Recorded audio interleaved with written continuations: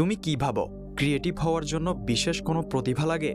না ভাই, এটা একদম সত্য নয়। ক্রিয়েটিভ হতে হলে শুধু একটা কৌশল জানতে হবে। বেশিরভাগ মানুষ মনে করে ক্রিয়েটিভ হওয়া মানে কোনো জাদুকরী ক্ষমতা থাকা, কিন্তু সত্যিটা হলো দারুণ আইডিয়াগুলো আসে পুরনো জিনিসগুলোকে নতুনভাবে মিলিয়ে।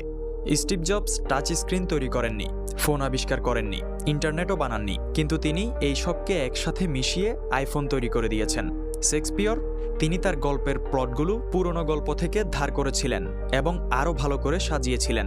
এবং আইনস্টাইন, তিনি বিদ্যমান পদার্থবিজ্ঞানের ধারণা নিয়ে আপেক্ষিকতা তৈরি করেছিলেন। তাহলে এখন প্রশ্ন হলো, তুমি তোমার চিন্তাভাবনাকে কিভাবে ক্রিয়েটিভ বানাবে?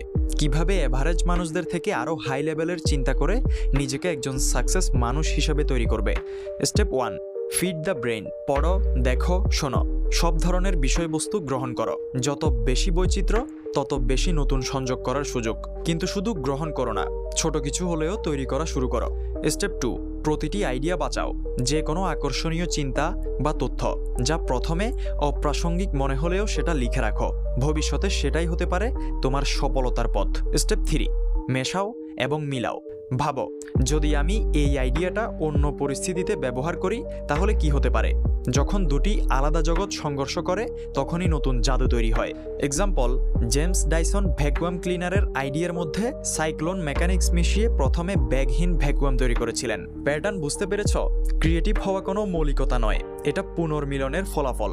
আর সবচেয়ে বড় কথা, অনুপ্রেরণার জন্য অপেক্ষা করতে হবে না। শুধু আইডিয়াগুলো জমা করো এবং ওভারল্যাপ খুঁজে বের করো। ধরে নাও তুমি পডকাস্ট রেকর্ড করতে চাও। বেশিরভাগ পডকাস্ট রুমে হয়, অফিসে হয়, ব্লগাররা বাইরে, প্রকৃতিতে বা রাস্তায় শ্যুট করে। কিন্তু তুমি যদি চাও তোমার পডকাস্ট আরও বেশি ক্রিয়েটিভ হোক, তাহলে সেটা জঙ্গলে বা ধ্বংসস্তূপে রেকর্ড করো। তাহলে দেখবে তোমারটা একদম ইউনিক হবে এবং সবাই তোমারটা দেখতে চাইবে। মনে রাখবে, ক্রিয়েটিভ হওয়ার জন্য প্রতিভা দরকার নেই, শুধু একটা পদ্ধতি দরকার যা কাজে দেয়।